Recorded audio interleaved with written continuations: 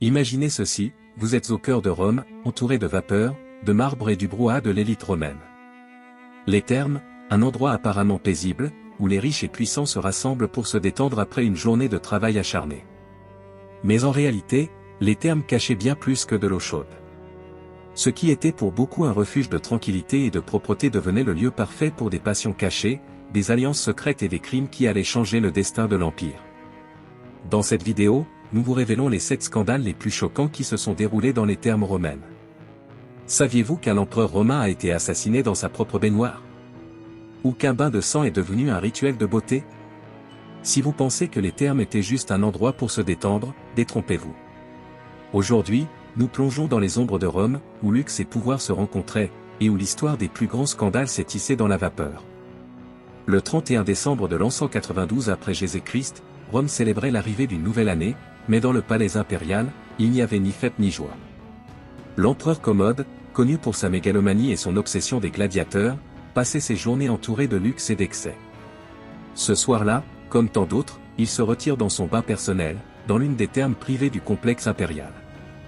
Ce qu'il ignorait, c'est que cette nuit serait la dernière de sa vie. Ses ennemis les plus proches, fatigués de ses caprices et de ses brutalités, avaient décidé qu'il était temps de mettre fin à son règne. Sa maîtresse, ainsi que le chambellan Éclectus et le préfet Létus, avaient déjà échoué en essayant de l'empoisonner, alors la seule option qui leur restait était une méthode plus directe. Lors d'une nuit emplie de vapeur et de silence, un homme fort et silencieux, Narcisse, l'entraîneur personnel de Commode, reçut un ordre mortel. Il devait mettre fin à l'empereur pendant qu'il se baignait. Commode, complètement impréparé, se reposait dans sa baignoire lorsque Narcisse entra dans le bain. La vapeur couvrait les murs et l'atmosphère semblait paisible, mais au moment où l'empereur se tourna, Narcisse l'étrangla de ses propres mains. C'est là, dans ce même lieu où l'eau tiède symbolisait autrefois le plaisir et la détente, que la tombe d'un empereur fut scellée. Le lendemain, Rome se réveilla sans savoir que son dirigeant avait été assassiné en secret, au même endroit où il cherchait la paix et la tranquillité. La mort de Commode marqua non seulement la fin de sa dynastie, mais elle déclencha également une nouvelle crise pour Rome. Un empire qui semblait indestructible vacillait sous l'ombre de la trahison. Faustine la jeune, épouse de l'empereur Marc Aurèle, a toujours été décrite comme une femme charmante, mais aussi entourée de rumeurs et de murmures qui la suivaient à travers tout l'empire. L'une des plus sombres, qui poursuivit son nom pendant des siècles, impliquait un gladiateur et un bain de sang. On disait que Faustine, prise dans une passion aussi intense que dangereuse, était tombée éperdument amoureuse d'un gladiateur, et cette passion l'avait menée aux portes du scandale. L'histoire est sombre et enveloppée de mystères. Certains affirment qu'en désespoir de cause pour contrôler ses désirs, Faustine consulta des astrologues chaldéens, qui lui offrirent une solution aussi macabre qu'étrange. Selon la rumeur, pour se libérer de cette obsession incontrôlable, Faustine devait se baigner dans le sang de son amant. C'est ainsi que, selon les sources anciennes, le gladiateur fut exécuté, et son sang fut utilisé pour remplir une piscine privée. Faustine, suivant les instructions du rituel, descendit dans la piscine teintée de rouge. Cette histoire est-elle une vérité cachée ou simplement une invention politique conçue pour ternir l'image d'une impératrice? Peut-être ne le saurons-nous jamais, mais ce qui est certain, c'est que la rumeur perdura pendant des siècles et devint l'une des légendes les plus fascinantes et grotesques de Rome. Bien que beaucoup doutent de sa véracité, cette histoire reflète quelque chose de profondément romain, une fascination pour le grotesque, le dramatique et les secrets sombres de l'élite. Qu'il s'agisse d'un véritable rituel ou d'une simple métaphore, l'image d'une impératrice se baignant dans du sang s'est inscrite dans l'histoire comme un avertissement contre les excès et les désirs démesurés qui se cachaient dans les hautes sphères du pouvoir. Lorsque l'empereur Tibère décida de se retirer sur l'île de Capri pour gouverner depuis là-bas, beaucoup pensaient qu'il cherchait la paix et la tranquillité. Cependant, ce qui se passa dans sa villa impériale, entre jardins secrets et thermes privés, transforma ce paradis en l'un des épisodes les plus sombres de l'histoire de l'Empire romain. Selon l'historien Suétone, Tibère transforma son palais en un sanctuaire de plaisirs extrêmes, et l'un des aspects les plus perturbants de son retrait fut sa relation avec un groupe de jeunes hommes appelés les « petits poissons ». Ces jeunes hommes, formés pour divertir l'empereur, nageaient autour de lui dans ses piscines privées pendant qu'il se reposait dans les eaux thermales. Ce qui se passait dans ces eaux n'était pas de simples distractions. Les « petits poissons » étaient chargés d'exécuter des jeux et des caresses qui, aujourd'hui, nous sembleraient profondément perturbants.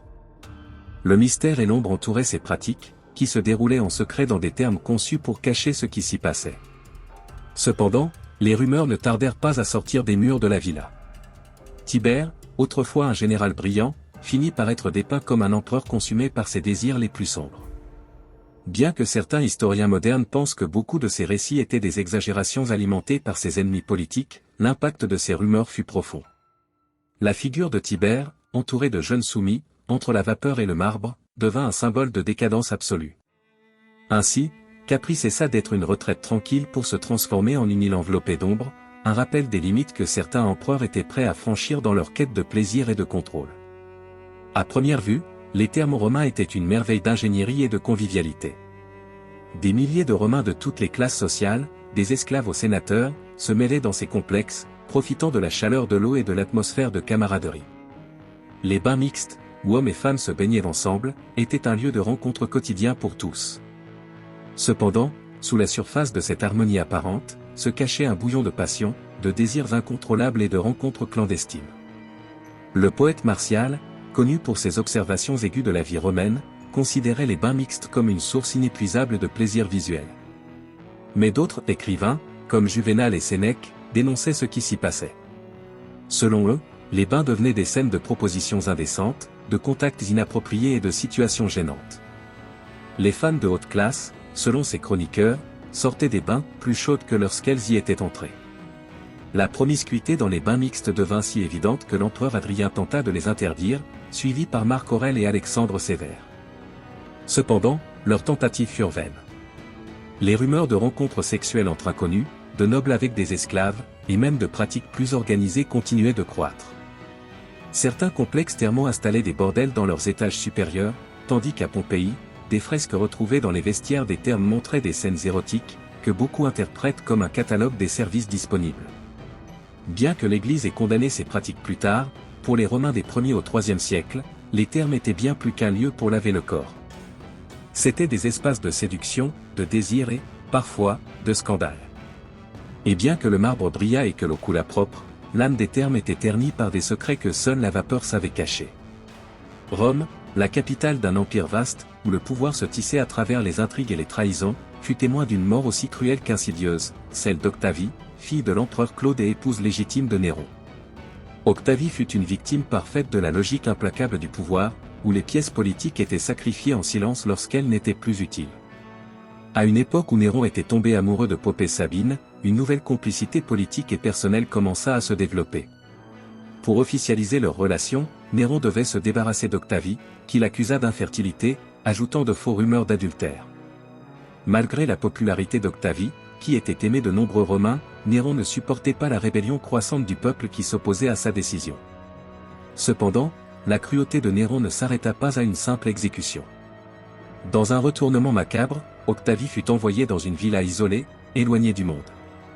Selon les récits de Tacite, elle fut conduite dans une salle de vapeur surchauffée, un caldarium transformé en chambre de la mort. Ses veines furent ouvertes, simulant un suicide, tandis que la vapeur enveloppait son corps dans une mort lente et silencieuse. Ce qui était le plus terrifiant dans cette mort, ce n'était pas seulement la brutalité avec laquelle elle fut réalisée, mais qu'elle se produisit dans un endroit associé au bien-être et à la relaxation, transformé en une chambre d'exécution. Octavie ne fut pas seulement éliminée physiquement, mais Néron chercha également à effacer sa mémoire, son nom et sa lignée.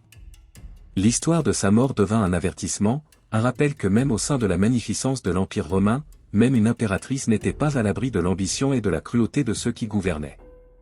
Dans un Rome qui se vantait de son pouvoir militaire et de ses conquêtes, il existait aussi un autre type de pouvoir, un pouvoir qui se nourrissait de la beauté et de la perfection physique.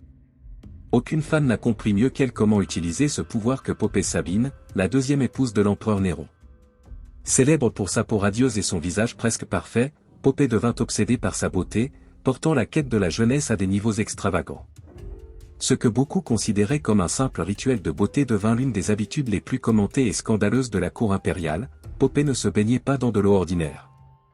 Son bain quotidien était composé de lait, mais pas n'importe quel lait, du lait de jument frais, tiédi et mélangé avec des essences de fleurs. Selon les chroniqueurs de l'époque, Popée voyageait constamment accompagnée d'un cortège de plus de 300 juments, s'assurant qu'elle n'était jamais à court de cet ingrédient essentiel pour son régime de beauté. Chaque matin, Popée se plongeait dans une salle spéciale du palais, où son bain était préparé dans des récipients en argent et en marbre, tandis que la vapeur emplissait l'air. Pendant des heures, Popée se frottait avec des huiles et des parfums, entourée de servantes qui s'occupaient d'elle. Son rituel était aussi luxueux que scandaleux, surtout dans une Rome où les idéaux d'austérité, hérités de la République, prévalaient encore. Bien que ce ne fût pas un acte criminel, ce bain de lait suscita l'indignation de nombreux individus. Pour certains, c'était une démonstration de raffinement et de luxe, tandis que pour d'autres, cela représentait la décadence impériale et le gaspillage des ressources. Poppaea cultivait son image de déesse terrestre, mais, ironiquement, elle ne vécut pas assez longtemps pour vieillir. Après une violente dispute avec Néron, elle mourut tragiquement, laissant derrière elle un héritage de beauté obsessionnelle et de luxe excessif. Le plus ironique de tout cela, c'est que Poppaea, qui consacrait tant d'efforts à préserver sa jeunesse et sa beauté, ne vécut pas assez longtemps pour vieillir. Mais ces bains sont restés comme un symbole de la vanité impériale, un rappel de la manière dont le pouvoir de la beauté, au cœur de l'Empire romain, pouvait devenir une obsession dangereuse. À l'époque de Constantin le Grand, l'Empire était en plein processus de transformation monumentale. Constantin, connu pour avoir légalisé le christianisme et unifié l'Empire sous une nouvelle lumière spirituelle, fut également témoin de l'obscurité qui se cachait au sein de sa propre famille. L'un des épisodes les plus sombres de son règne concerne sa deuxième femme, Fausta, une femme puissante et influente à la cour impériale. Fausta, mère de 3 enfants impériaux, joua un rôle crucial dans la politique romaine. Cependant, les rumeurs sur son ambition et les conflits au sein de la famille impériale commencèrent à circuler. En 326 après Jésus-Christ, après l'exécution soudaine et mystérieuse de Crispus, le fils de Constantin issu d'un mariage précédent, des spéculations commencèrent à émerger. On disait que Fausta avait accusé faussement Crispus de comportements inappropriés, ce qui avait conduit à son exécution. D'autres parlaient de tensions dangereuses entre eux, bien que la vérité complète ne soit jamais connue. Ce que l'on sait, c'est qu'après ces événements, Fausta fut condamnée. Pas lors d'un procès public, ni par une sentence prononcée à haute voix. Fausta fut emmenée dans une pièce privée, dans un caldarium, un bain de vapeur surchauffé. La chaleur fut poussée à son maximum, l'air devint irrespirable, et au milieu de cette atmosphère suffocante, Fausta mourut. Certains soutiennent qu'il s'agissait d'une exécution dissimulée, d'autres qu'il s'agissait d'une punition pour trahison, mais tous s'accordent à dire que c'était un acte planifié pour ne laisser aucune trace. Il n'y eut ni sang, ni cri, seulement de la vapeur et l'écho étouffé d'une tragédie familiale. Après sa mort, le nom de Fausta fut effacé des inscriptions officielles et sa mémoire fut condamnée à l'oubli. Mais l'histoire de sa mort n'a jamais disparu. Au cœur du premier empire chrétien, un acte brutal de trahison fut commis de la même manière que les empereurs païens géraient leur rivalité. Et c'est dans une baignoire, cet espace destiné à la purification du corps, que la chaleur qui purifiait les corps fut aussi utilisée pour faire taire les vérités gênantes. Après avoir appris ces 7 scandales, on comprend que les thermes romaines n'étaient pas simplement des endroits pour nettoyer le corps, mais des scènes où l'âme de l'Empire se révélait. Entre les colonnes de marbre et les piscines fumantes, des histoires d'ambition, de désir, de trahison et de mort se sont tissées. Certains de ces récits ont été documentés par les chroniqueurs les plus sérieux de l'Antiquité, tandis que d'autres ne sont que des rumeurs qui ont perduré à travers les siècles. Mais tous, réels ou non, partagent quelque chose d'essentiel. Ils montrent jusqu'où le pouvoir, lorsqu'il se sent à l'aise et intouchable, peut mener à l'indulgence des désirs les plus sombres. Les thermes, symboles de civilisation et de repos, étaient aussi des refuges pour l'indicible. Ce étaient des lieux publics, certes, mais aussi profondément intimes. Aujourd'hui, des milliers d'années plus tard, ces bains sont en ruine, mais si vous marchez dans les thermes de Caracalla ou dans les vestiges de Pompéi, vous pouvez imaginer que, entre les fissures, le souvenir de tout ce qui s'y est passé chuchote encore. Alors, qu'en pensez-vous de ces scandales? Lequel vous a le plus choqué? Pensez-vous qu'une telle chose pourrait se produire aujourd'hui dans un lieu aussi apparemment innocent qu'un spa? Laissez-nous votre avis dans les commentaires et abonnez-vous si vous êtes passionné par la découverte de l'histoire que l'on ne nous a jamais racontée à l'école.